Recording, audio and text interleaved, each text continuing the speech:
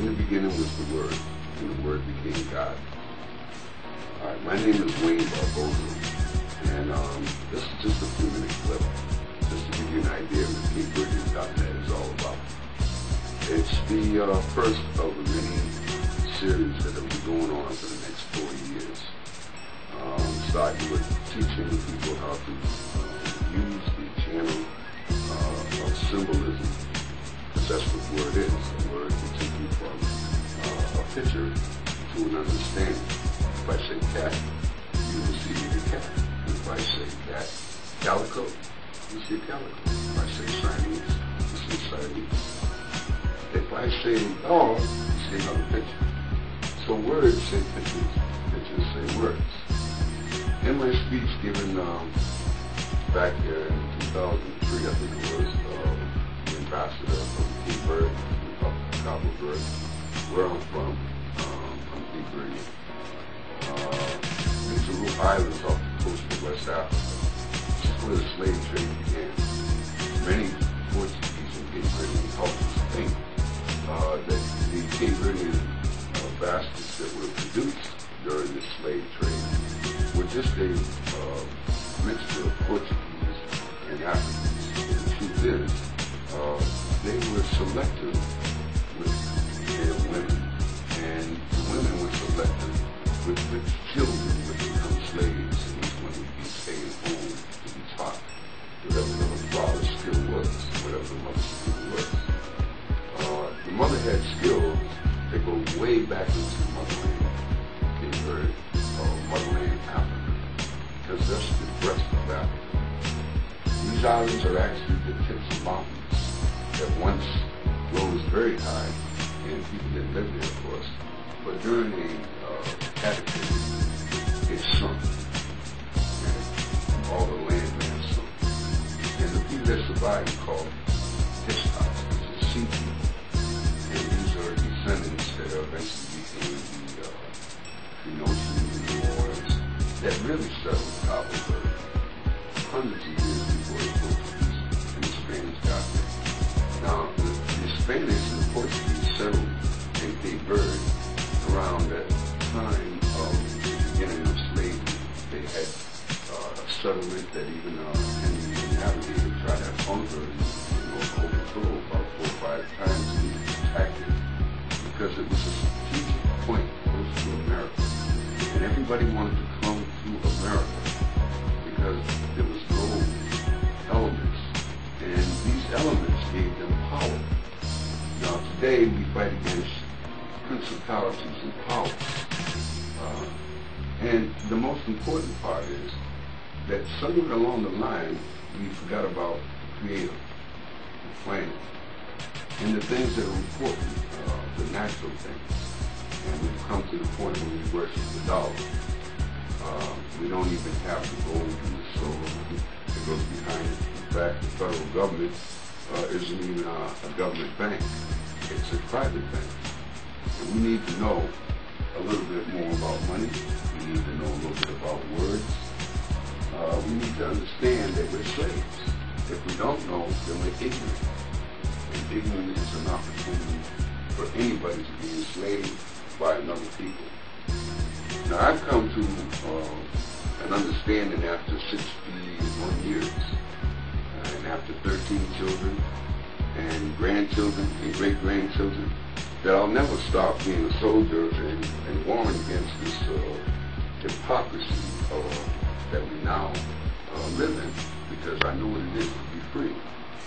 Unlike most people, Cape Verdeans, even though they have the color of brown skin, and white skin, and black skin, they have all the colors. They kept their culture and history alive. They were never enslaved. They were actually children. They came over from these little tiny islands, but they kept their culture. And there's even the flag, they have the same flag as Ethiopia. Now Ethiopia is old civilization war. And that's where we'll have to go.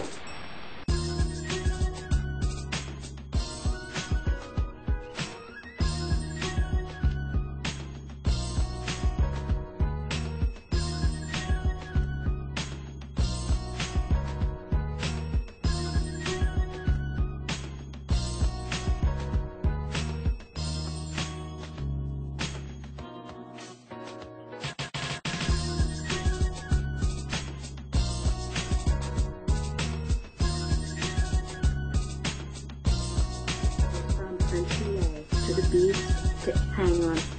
He is not forgetting his renegade experiment. Some crop circles are graffiti traced by passers-by wanting to play on the sidewalk. Others are deliberately altered crop circles distorted by our own governments or an agency thereof to prevent too much information from being released to the public.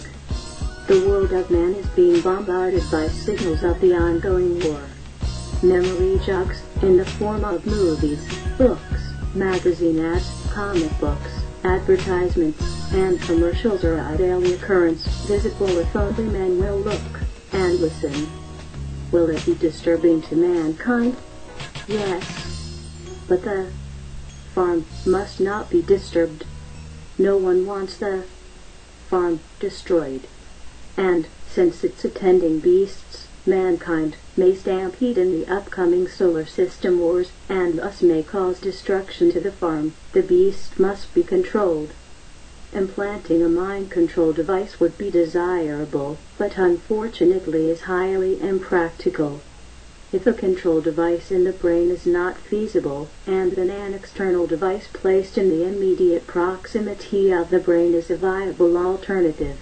But how can the beast be fitted for, and be expected to carry the device, voluntarily? The beast must be deceived. The human brain functions on electronic frequencies that are matched by only one device. On the retail market today, a device called a cellular phone. Fait accompli. New personal electronic devices. Another form of control units will also increase in number and variety. Cassettes, CD players with headphones, virtual reality headgear, brainwave analyzers, laptop computers, personal pagers, beepers, and a host of new devices will keep man blanketed with a numbing and controlling electronic blanket. Drugs in the form of medicines, mood changers, diet and weight control, pain relievers, sleep aids, and sleep preventers will also be used to control man. Recreational drugs, including cigarettes, alcohol, and narcotics, are yet another part of the control programs designed to keep man docile. To avoid any chance that man will Congress shall now vote for approval of H.R. 8791, the Homeland Terrorism Preparedness Bill. Said bill requests emergency response funding up to and including, this section is classified, dollars to prepare for a national level terrorist attack and or attack from classified. Funding for first responder personnel and vehicles would be doubled if said attack leads to more than 80% of national population being affected by classified.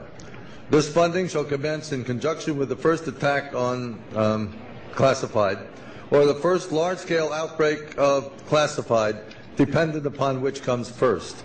Civilian and military units shall be trained in containment and combat of classified, including irradiated classified, with possibility of classified airborne, classified flesh-eating, classified, and or all of the above in such event as classified spewing, classified escape, are released or otherwise become uncontrollable.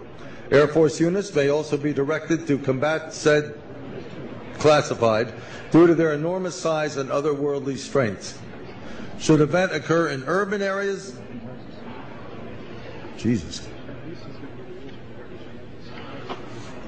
that's classified, far surpassing our darkest nightmares. Should casualties exceed classified, body disposal actions shall be halted and associated resources shall be reallocated to classified underground, classified protected birthing centers. A new Bill of Rights shall be drafted and approved by classified. Having now reviewed the bill, I ask you to please cast your votes. Even when we walked the world, your kind struggled to understand our existence. We were more advanced in time. Your minds were not yet ready. Still not. Maybe never. No matter. You may not comprehend us, but you will comprehend our warning. You must. None of what you are saying makes sense. Our words are not meant for you. What are you talking about? There's no one else here. Enough. I do not wish to speak with you, but through you. You are the prophet. You've played your part. You anchor him, but please be silent, that we may commune. Listen.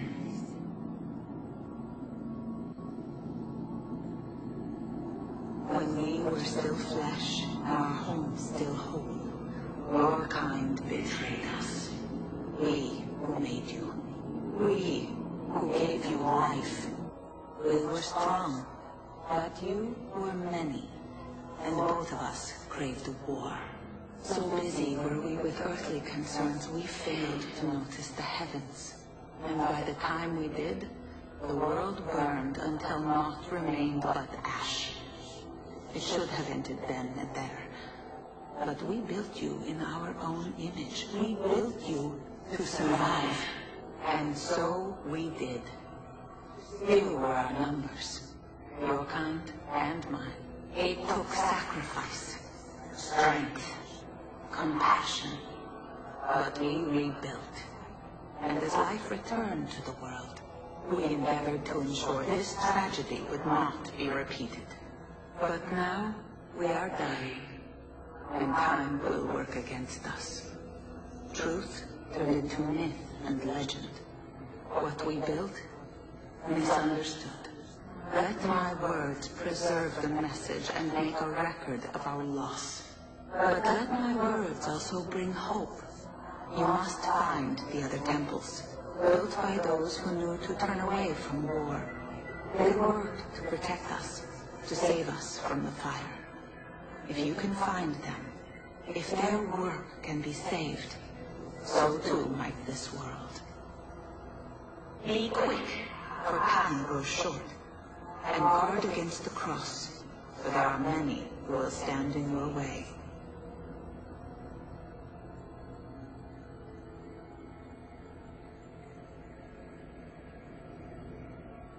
It is done.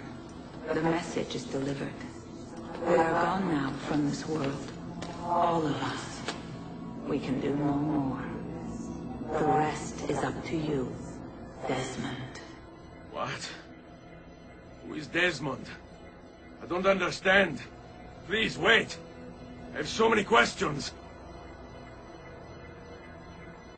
To take a stand against any of the battling groups and fight for himself. Behavior modification will require that no human being be allowed status as hero. Therefore, only people who are examples of appropriate behavior will receive recognition and awards. Victims, martyrs, tortured POWs, people who die in service of their country, all examples of humans who do not fight back, but endure great suffering. These will be the new heroes and role models. Any human coming too close to hero status, who behaves independently, will be the target of smear campaigns, and worse, all intended to bring them down. Population control must increase in intensity and in the numbers of programs. Only the right men and women will be allowed to continue within the system of the fun.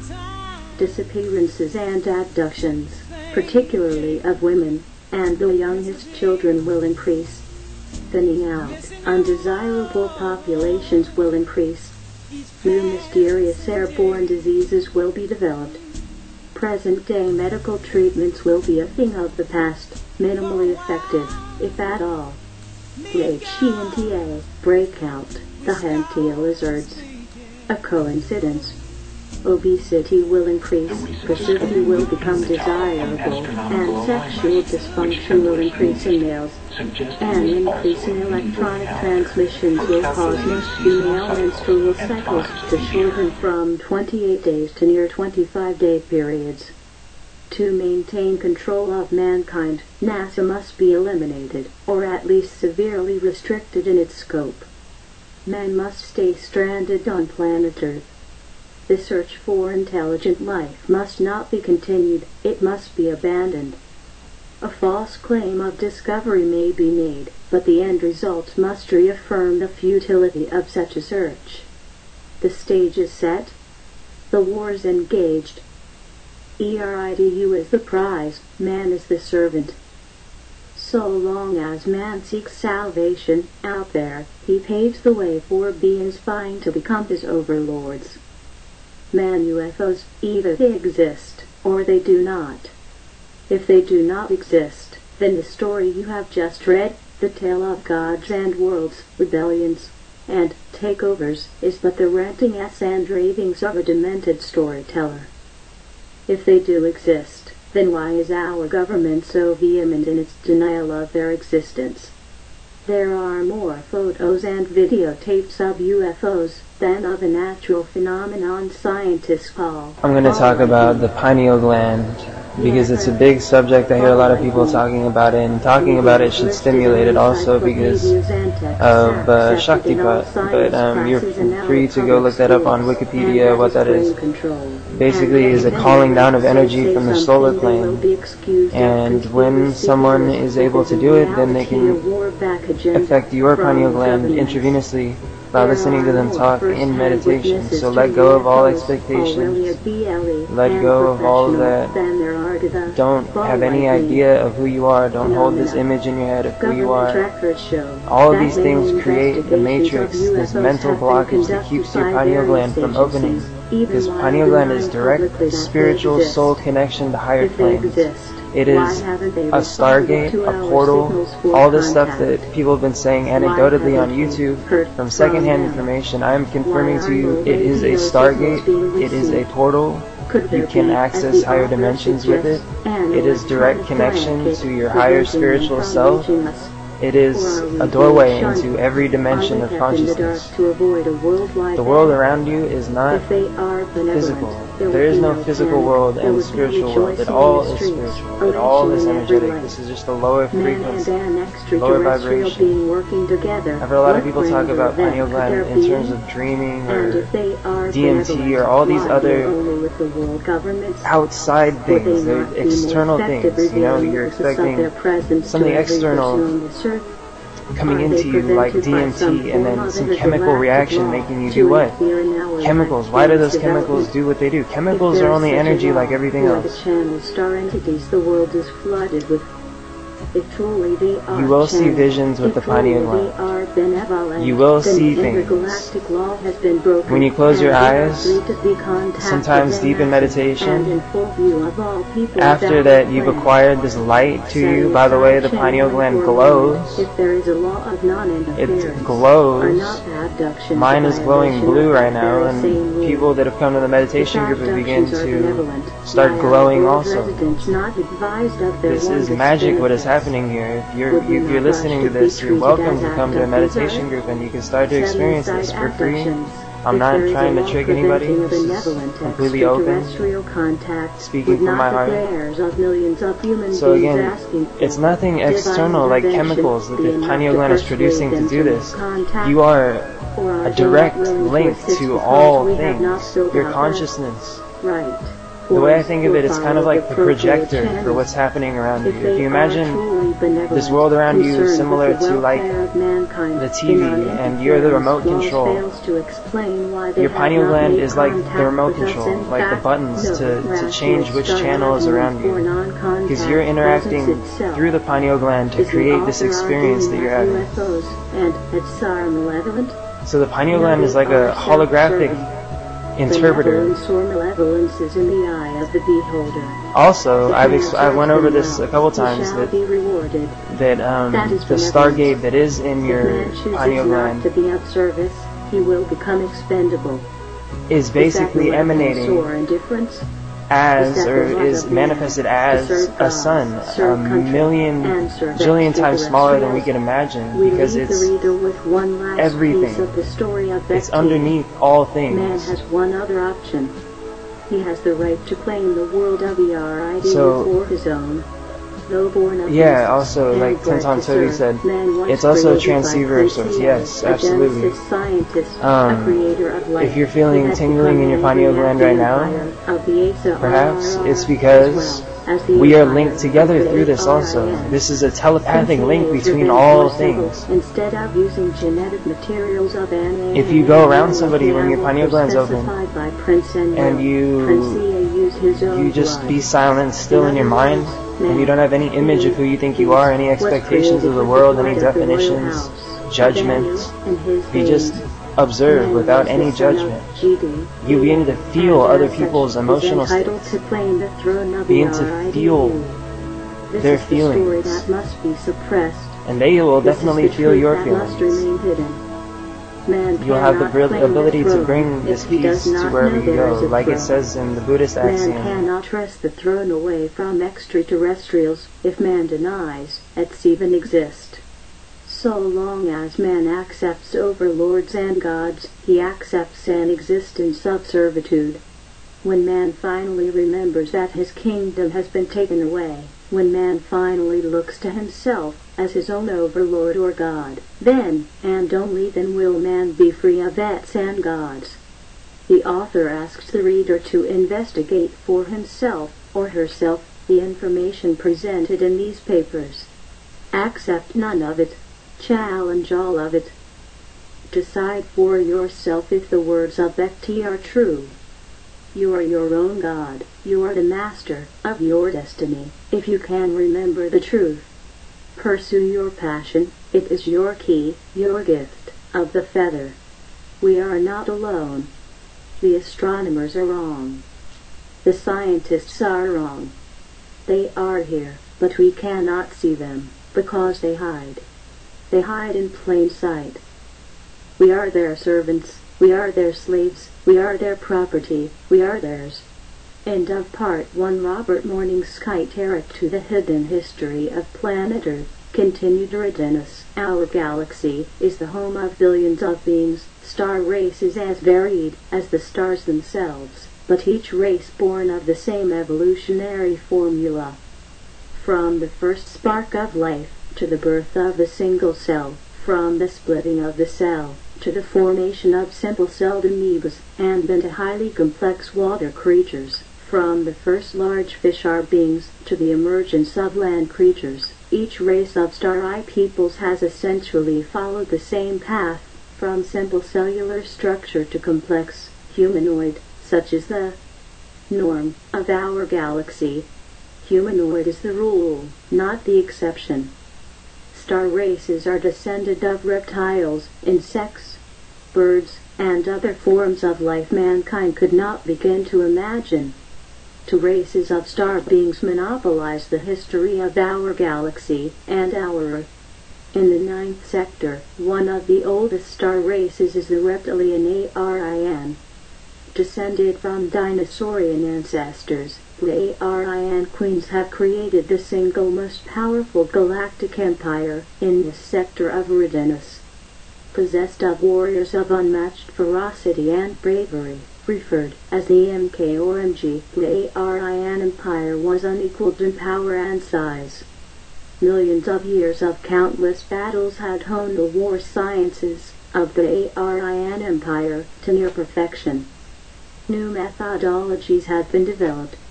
Conquered populations were an asset rather than a liability. Resistance was eliminated by simply reprogramming the minds of the difficult ones. An able-bodied enemy of the state became an obedient servant of the throne, with but a simple operation. The hold of the ARIN on the 9th sector was virtually total, and most definitely unyielding. Until the time of an unexpected evolvement of yet another star system, this second star race was one descended of dog creatures similar to wolves. They were known as Canis, wolf beings, of the star system Sirius, the dog star. Their empire was not as old or as evolved as the ARIN kingdom, but the fervor, the fierceness of its warriors, known as the DK or TK, was vicious and barbaric, sufficiently so as to concern even the most disciplined of ARIN MK warriors. Cutting through an enemy's armies, and then stopping to devour the flesh of the fallen, the DK soldiers provided their kings with conquest upon conquest. As their empire grew, the Canis kings began to concern the Arian queens. A star lane, known as the PESH Meton Ninth Passageway, was a vital superstar way linking the inner central stars to the outermost edges of the galaxy. By controlling this star lane, the Arian queens maintained power over their empire, collected revenues, and influenced the political affairs of the central stars. The expansion of the Syrian kings began to encroach on the PESH Meton, a possibility the queens were not willing to permit. The queens approached the Syrian kings with an offer for an alliance. If the Canis kings would agree to pledge their loyalty to the Arian queens, the queens would allow them to maintain control of the outer portion of the starway, making profit, and wielding power over passageway traffic. Should a rejection of the alliance offer be the result, the queens of Arian would have no choice but to obliterate the Sirius war forces and the Sirius star system itself. The Syrian kings recognized the power granted them in an alliance with the Arian queens and quickly accepted. Thus, the alliance of reptilian queens and wolfish kings was born. MK warriors and DK warriors would fight side by side. The star systems of Arian, Orion, and Sirius were allied. And for a time, peace reigned in the ninth sector. The new star system was born very nearly on the starway, its position very clearly a place from which the Syrian king could further strengthen his hold on the passageway, and make his position more secure in the affairs of the galaxy. New worlds are also sources of untapped precious metals and ores as well as vital elemental compounds. The Syrian king quickly claimed the new star system and began to exploit its resources. The star system bat became a crucial outpost to both the Syrians and Orion's power and wealth for both empires continued to grow. But a coup in the Syrian royal court forced the king, who had been responsible for the development of the new star and its worlds, to flee for his life.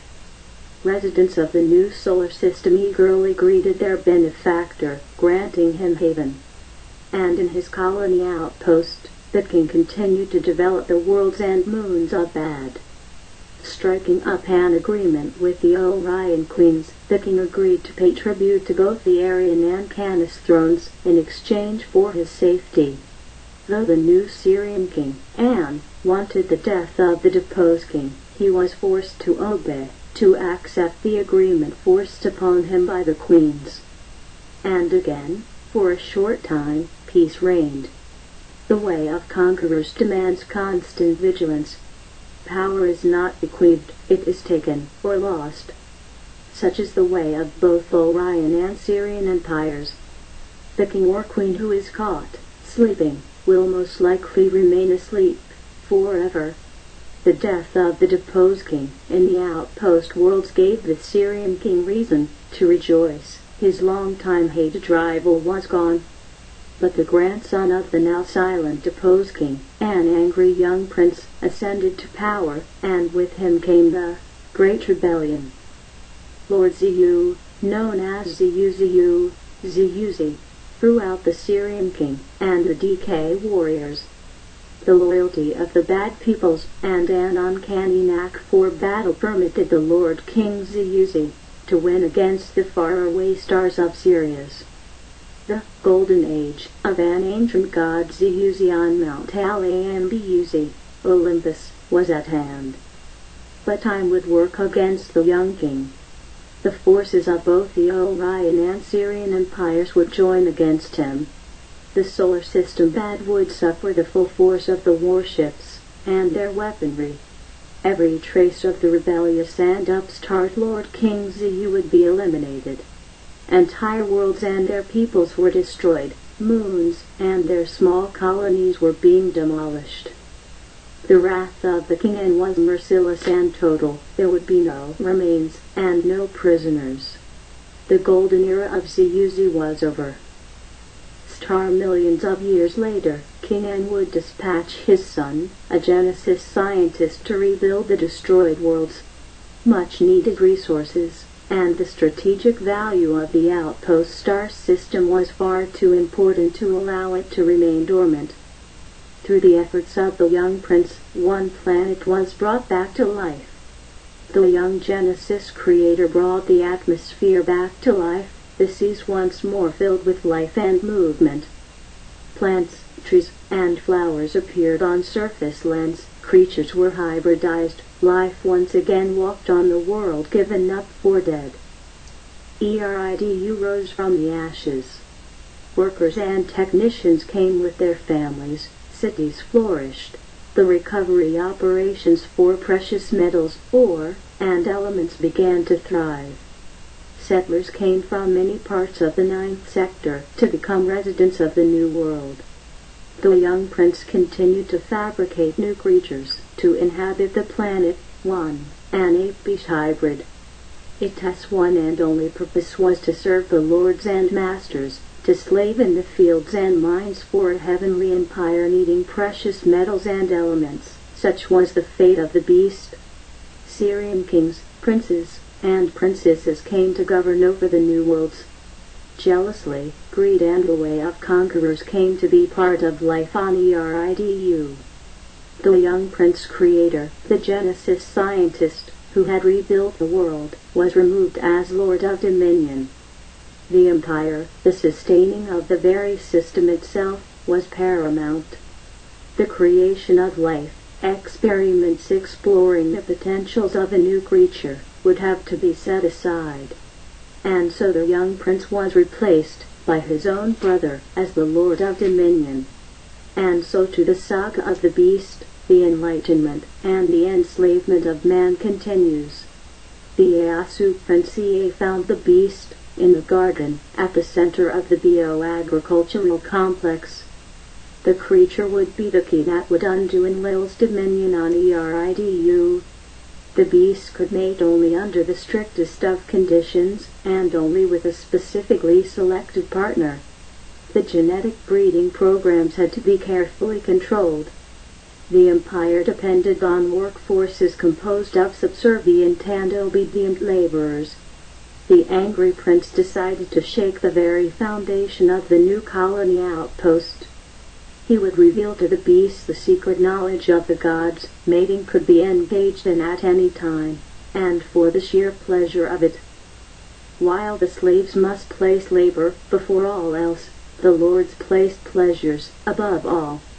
Servants toiled endlessly so that masters could revel in the intoxicating pleasures of erotica. The beasts were given the knowledge of knowing each other at will. The prince taught the creature how to have a clandestine rendezvous, how to hide from overseers, and where to search for hidden places to enjoy their newly acquired knowledge. And the beast enjoyed himself, and enjoyed himself. But the beast would be discovered. His transgression, a crime against the state, could not be hidden. His nakedness easily revealed his state of arousal. The guardians had no difficulty in catching the transgressors. Even the females displayed outward signs, though on a much more subtle scale. The offending beasts were ejected from the gardens. They became known as the ADAMUS, the monster creatures. Loyal beasts remained. They were known as the Adapus, wise ones. These beast workers were allowed to stay in the garden, but the commands under which they would live increased in number and severity. Punishment became more brutal. Prince Ea became the embodiment of evil itself. Any and all works of the prince were labeled anti-state, thus the works of the worst criminal. Ea. The Creator Ea, Baal, Father Lord. Once the Lord Father Creator Ea had become the Dai Baal, Diablo Devil, the Evil One. For several thousand years the turmoil continued. Lord Prince Ea would pay a price for his crime, but he was first son to the king himself. The offending beasts had been sent into exile. Certain death awaited them. Prince Ea would not be allowed the power he once had, his honor stripped. Once a proud prince, he was allowed to remain in the colonies. but would never again be a force of influence. Though powerless, the prince continued his work with the rejected beast. In these wretched creatures, he could see a possibility, life unfettered by a system. Life pursuing the path of its choice, life living for the sake of life.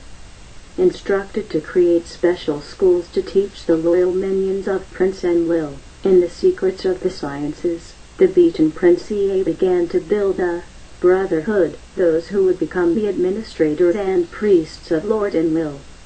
The symbol of the sciences, and knowledge itself, was an easily recognized serpent, a tribute to the reptilian Aryan queens and the empire itself. Thus the initiates of these schools became known as the Brotherhood of the Snake. But the schools gave Prince EA an idea. The beast would be given the opportunity to learn the secrets as well.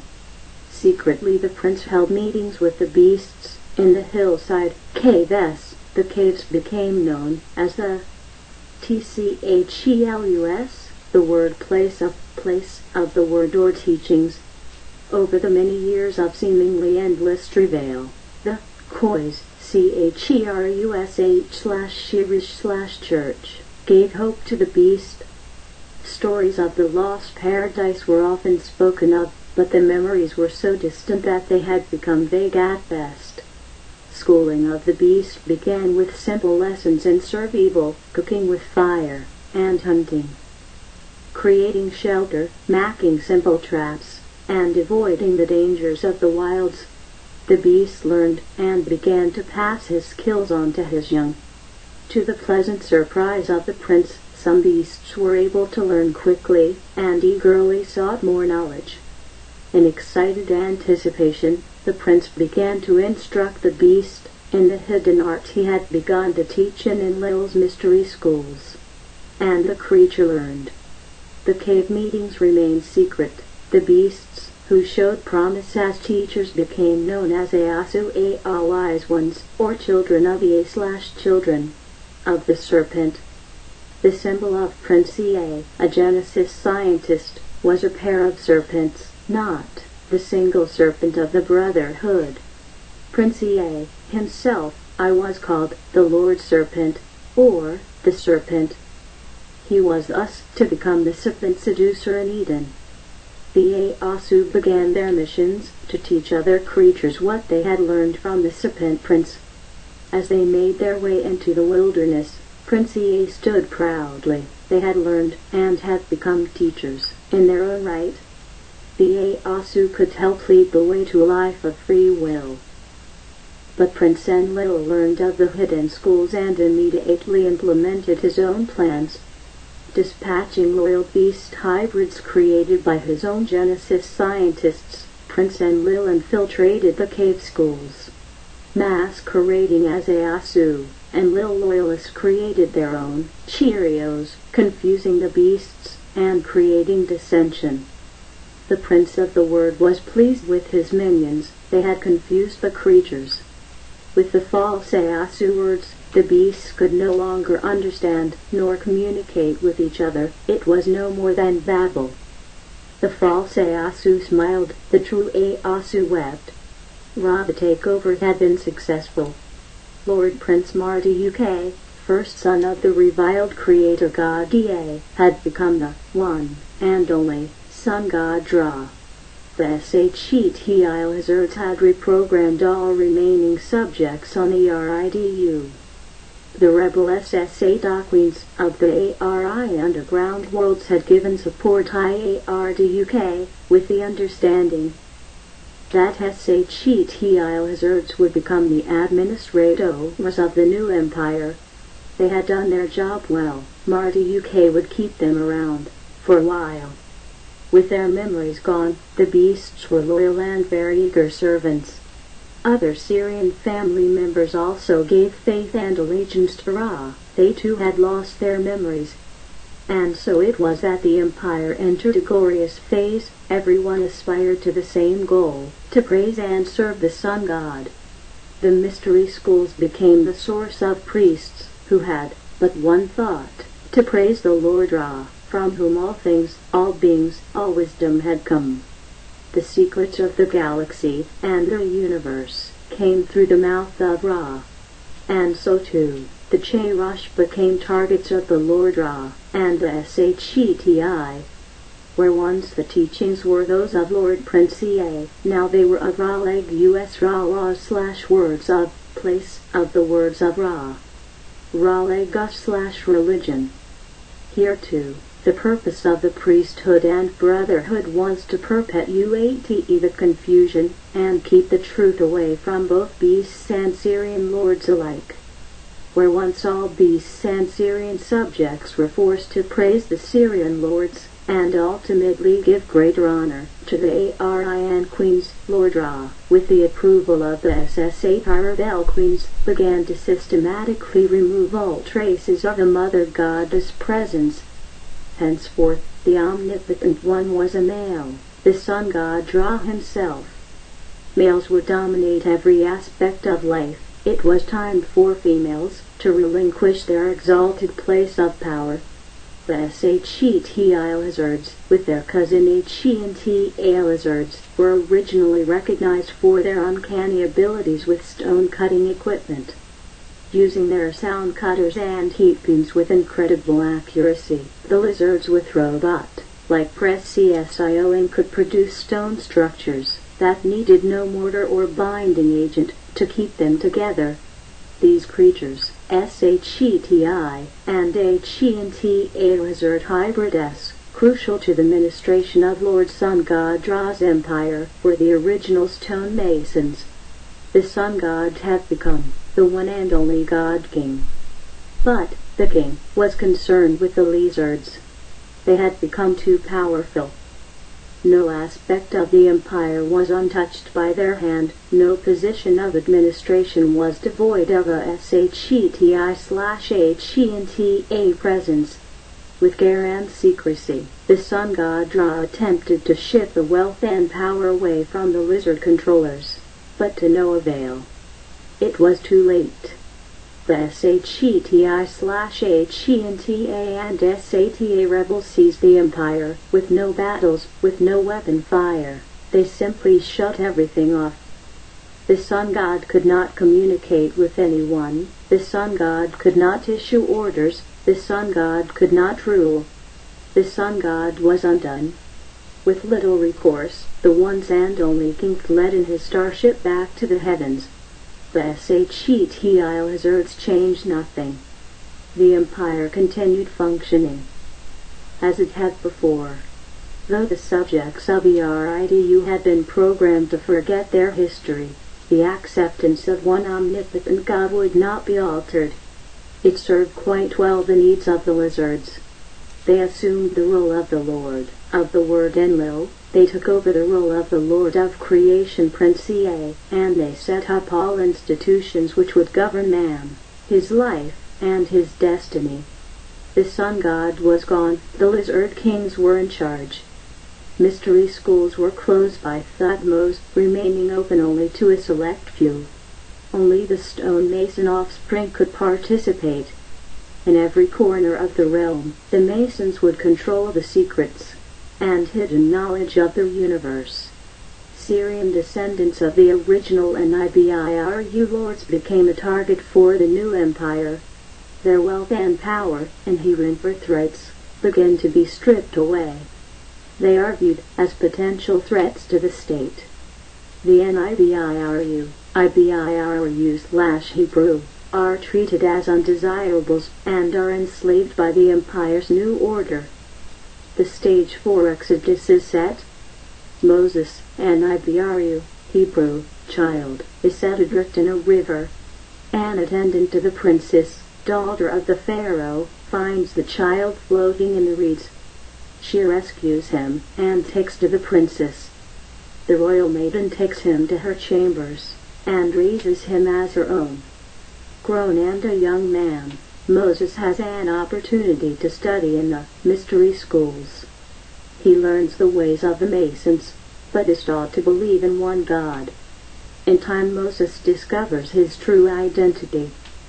Feeling that he is betrayed, he strikes out at a guard who has threatened an IBRU's leave. The guard dies. Moses becomes cast out. In the desert mountains, he encounters a small ship. Its bright lights are blinding. The crew is composed of Syrians who seek revenge on the lizards. The commander speaks to an awestruck Moses. He promises Moses the Lord of the Word is willing to support him if he moves against the Pharaoh. The commander and crew seek to free the trapped IBRU descendants from their oppressors. Moses returns to the palace, scared but convinced that a powerful God is behind him. The crew of the Syrian ship and a small backup squadron descend on the palace and its armed guards. They create a series of distractions while Moses is gathering the IBRU people together. Death rains down from the sky on the Pharaoh's people as the IBRU flee with Moses in the lead. The Syrian ships move quickly and decisively. They vow to give their descendants a chance to escape. As the Pharaoh's armies give chase, the Syrian ships attack with destructive laser lights.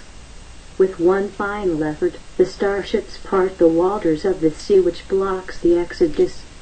When the IBRU have passed, the waters of the sea are allowed to cascade back on the pursuers. The story of the parting of the waters is true. The IBRU escape because of extraterrestrial assistance. The Syrians leave, their task accomplished. The lizards are unconcerned with the effort, they are still in control. Moses continues to be contacted by the Syrian commander. He is told about the Lord of the Word and the evil beings in control of the empire. Moses instructs the IBRU to cast the bronze statue of the serpent, the galactic symbol of knowledge and wisdom. It is called Nehushtan.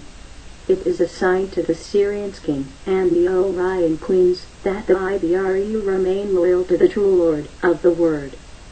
The IBRU patriarch is summoned to the mountaintop, there to receive once again the commands issued by Prince Enlil. Moses is given 2 flat crystals, each with a library of the history of Earth.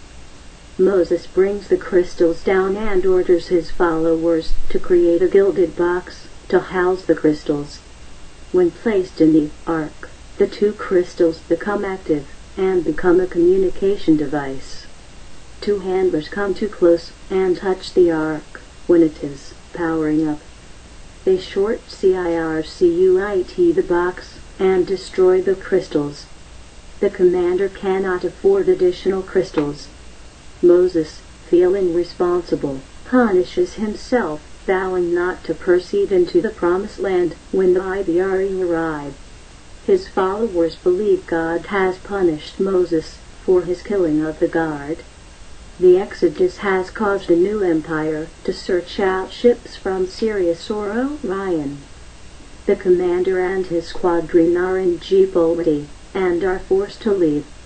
Without communication and support, Moses and the IBRU wander through the desert lands, trying to avoid detection and seeking shelter.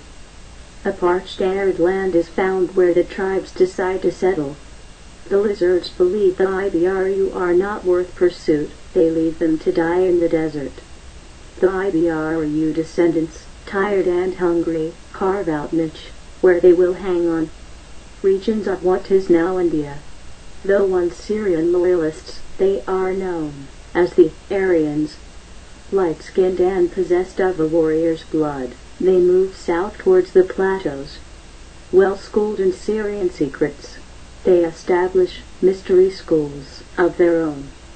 Promising not to challenge or undermine the new empire, they agree to share their knowledge and secrets with the Mason initiates of the Egyptian empire. In secret, their loyalty remained with the Syrians. The Syrian star beings are known as Asaru, Sirius those of. The Aryan religion praises the heavenly beings called Asura. Faithful to the ways of the Syrians, they establish what has come to known as the caste system, a way in which power is centered in the high priesthood and the elite. The warrior class wields power second only to the elite.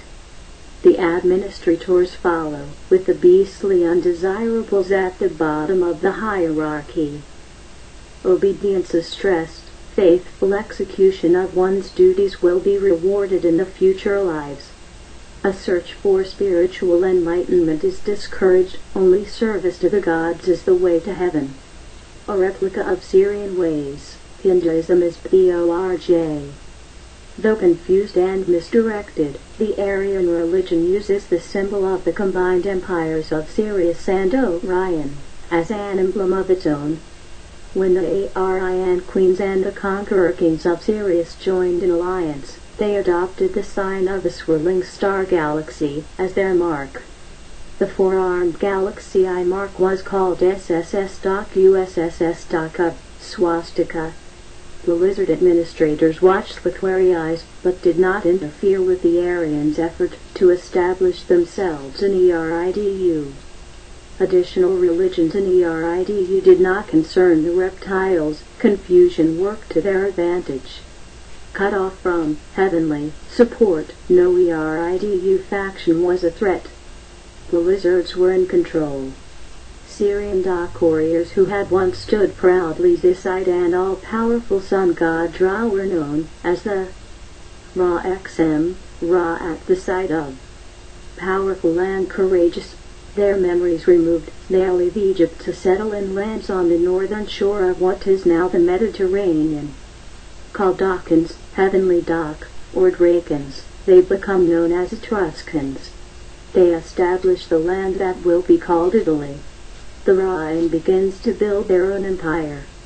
Distant long-lost memories of two brothers, Prince Ea and Prince Enlil, both raised in the serious ways, and the co-founders of ERIDU, linger in the minds of the Rhine. The dim memory of these princes is the foundation of the Rhine Roman tale of Remus Romulus. The legendary co-founders of Rome, Remus and Romulus, are said to have been suckled and raised by a she-wolf.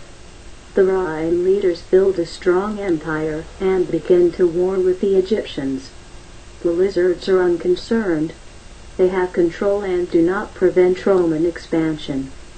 They manipulate the leadership of the Rhine government through mind control. Confusion works well for the purposes of the lizards. Rome is firmly established as an empire. 10 IESUSSSM Essenes are schooled in the Aryan, ARIN, mysteries. They keep to themselves in the desert lands of the ancient Middle East. The initiates believe one of their own can ascend to the throne of earth, but the anointed one must be descendant of the Lord, of the Word, Syrian, and must be joined with the descendant of the Mother Goddess, Orion. The SSSM Inner Circle begins its search for a possible candidate. The future king must be an initiate, schooled in the mysteries, and one of them. A second group of initiates, schooled in mysteries, of the Syrians, secretly align themselves with ASAR, Sirius. They are the NASARM of heaven Sirius, or Nazarenes. The NASRM and IBRU initiates with each other for power. A baby is born in the ancient Middle East. He is born of the Syrian line, through the house of David. Orion initiates feel he, along with several others, is potential candidates for the kingship of earth. The Orion Magi, MG, come to pay their respects, and to plant the seed of his possible future. As a youngster, Joshua lives a normal life, but upon his coming of age, he is sent to the Eastern Mystery schools, there to receive his schooling. Joshua learns what the king must know, and what he must do. He is taught that he is also the Son of God, the one and only God. He is being groomed for the priesthood and a position of power. The mystery schools continue to perpetuate the myth of one God, that reward comes upon death.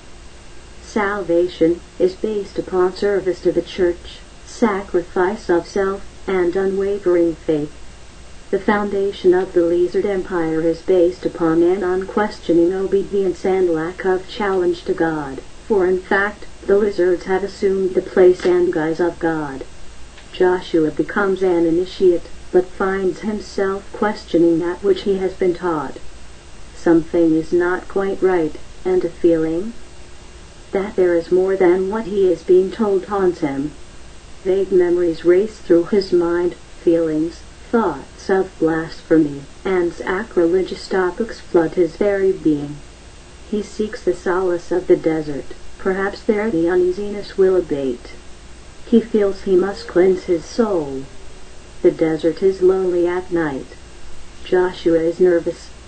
When the shadowy figure approached him, he was ready to flee. An unfamiliar recognition soothed his concerns. The stranger in night was Anayasu, one of the few remaining teachers of the secrets of Prince Ea. As the teacher sat down next to him, Joshua could sense his life was about to change. For the next hours, the dark stranger began to speak of the mysteries. Joshua was somewhat relieved, and he too was an initiate. But as the hours passed by, the stranger added pieces to the puzzle that Joshua had not heard before. Joshua felt an urgent hunger to hear more. The stranger continued. As the hours turned into days, the days turned into weeks. When the time came, the teacher stood up. Joshua was in a state of exhilaration and anticipation. And as quickly as he had appeared, the stranger silently walked away. Joshua, his world turned upside down, sat down and wept. The words of the stranger were true. He knew that. He cried, because a world that was unaware, asleep to the truth, was before him. Joshua had been blessed and cursed. Knowledge unused is knowledge wasted. Joshua had been placed in a situation not of his choosing, at least not in this world. He would have to move, have to act, or be guilty of the crime of inaction, and aiding the oppressors of mankind. The Aasu would come to him again. Joshua knew that, but any actions taken would have to come from Joshua himself. A time would come when he would have to act, for now he would have to make plans. It would take years, he thought, but it would worth the wait. Joshua was, after all, a chosen one, was he not? He had wondered why the name had been selected. Now he knew. He was Iesu, he was Aasu too. Star Iesu had heard that there was another, anointed one, not far away in the desert. Iesu could sympathize. It was not a great surprise when he discovered that the other one was also of the same bloodline as he was. It was with some dismay, however, that he found out the other one was elder to Iesu, thus requiring Iesu to step aside. But fate was with Iesu, for though John the Baptist took priority because of his age, John's reputation would bring a quick end to his existence. On hearing of the beheading of his cousin John, Iesu continued to plan his future. It had been fortunate that John had baptized him. Others would find it much easier to accept his role as a man of the cloth. To become a rabbi, he would have to be married. That was the tradition and law. But to fulfill the prophecies, those requirements for the anointed one, demanded that he be wed to a descendant of the mother goddess herself. To that end, Iesu found and took to his side Mary Magdalene. They were wed, and she bore children. Iesu had become full-fledged rabbi with all appropriate rights and responsibilities. He was both an initiate and an honored rabbi. The early requirements of the prophecies had been fulfilled. It was now time to begin the final stages.